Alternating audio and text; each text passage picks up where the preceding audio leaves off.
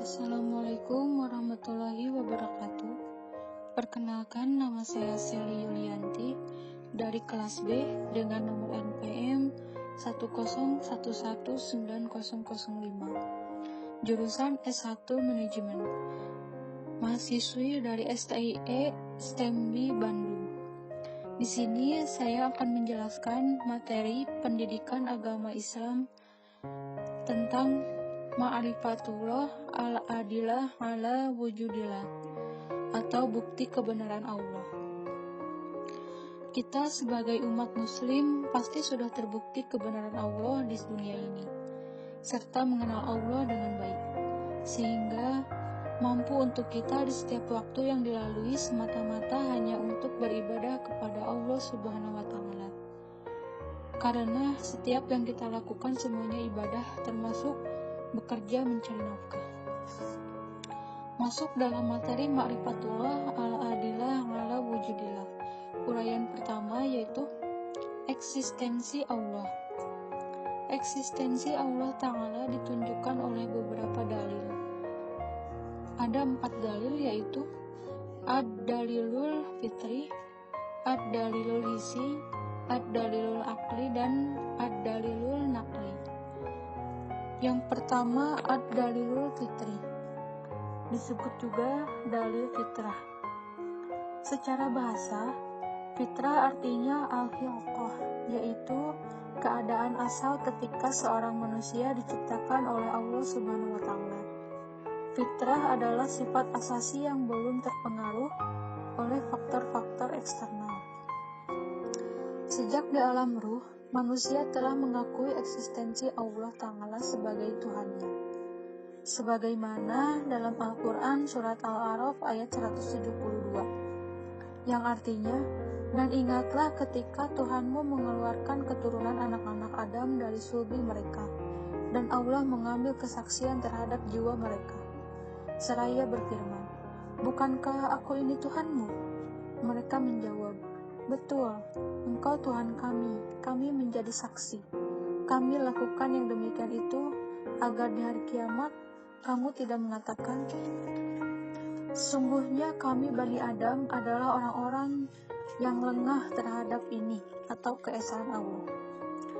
Dalam ayat tersebut terbukti adanya naluri Tuhan yang dirasakan oleh manusia, selalu merasa butuh pertolongan dan perlindungan kepadanya. Yang kedua, ad-dalilul hisi, atau dalil yang dapat diindra. Bukti-bukti keberadaan Allah sudah dilihat dan dirasakan oleh manusia. Di antaranya adalah mukjizat para nabi yang disaksikan oleh manusia. Di antaranya, pertama, terselamatkannya Nabi Ibrahim karena api yang membakarnya dijadikan dingin. Terdapat Quran surat Al-Mu'minun ayat 27. Yang kedua, perahu Nabi Nuh beserta peristiwa banjir besar yang terjadi pada masanya. Terdapat dalam Quran surat Al-Anbiya ayat 69. Yang ketiga, terbelahnya lautan pada masa Nabi Musa. Terdapat dalam Quran surat Asy-Syu'ara ayat 63. Banyak lagi mukjizat yang terjadi kepada para nabi yang diberikan oleh Allah Subhanahu wa Ta'ala. Terdapat keesaan dan kebesaran Allah yang sangat luar biasa.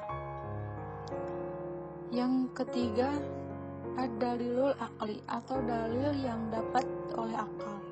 Ada beberapa teori untuk menempuh bukti keberadaan Allah yang terdapat oleh akal manusia. Teori pertama yaitu teori sebab. Segala sesuatu pasti ada sebab yang melatar belakanginya. Tidak mungkin sesuatu hal akan tercipta oleh sendirinya. Maka dari itu, pemikiran berakhir dengan teori sebab yang utama dia adalah Tuhan. Teori kedua yaitu teori keteraturan. Sesuatu yang ada di alam semesta ini, terdapat bumi, bulan, matahari, dan bintang-bintang serta awan bergerak dengan secara teratur. Pergantian siang dan malam yang silih berganti di waktu yang sangat signifikan. Tidak mungkin keteraturan tersebut dapat berjalan dengan sendirinya. Semua itu sudah ada yang mengatur dan mengendalikannya. Berdasarkan dalil-dalil akal yang logis seperti tersebut, maka seorang muslim beriman kepada Allah, kepada rububiyahnya atau hak prerogatif atas segala sesuatu, dan ilahiyahnya, hak Allah untuk diibadahi bagi manusia. Yang terakhir, yang keempat, ad-dalilul naqli atau nas. Dalil naqli adalah pembuktian keberadaan Allah dengan merujuk petunjuk kitab suci. Allah menjelaskan tentang jati dirinya di dalam Al-Quran. Surah Al-A'raf ayat 54 yang artinya, sesungguhnya Tuhan kami ialah yang telah menciptakan langit dan bumi dalam 6 masa. Lalu ia bersemayam di atas arsy. Dia menutupkan malam kepada siang yang mengikutinya dengan cepat, dan diciptakannya pula matahari, bulan, dan bintang-bintang, masing-masing tunduk kepada perintahnya. Ingatlah, menciptakan dan memerintah hanyalah hak Allah. Maha suci Allah, Tuhan semesta alam. Yang terakhir, ad-dalilut tarik atau dalil sejarah. Dari sejarah manusia, mulai dari masa Nabi Adam alaihissalam hingga Rasul terakhir Muhammad Shallallahu alaihi wasallam, terdapat keberadaan dan kekuasaan Allah. Banyak juga peninggalan sejarah pada masa lampau yang dapat kita pelajari dan memberikan pelajaran kepada kami yang hidup pada masa kini. Sebagaimana firman Allah pada Quran Surat Yusuf ayat 11 yang artinya, sesungguhnya pada kisah-kisah mereka itu terdapat pengajaran bagi orang-orang yang mempunyai akal.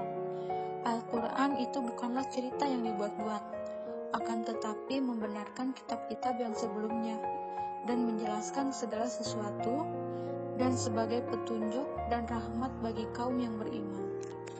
Sekian penjelasan dari saya. Wassalamualaikum warahmatullahi wabarakatuh.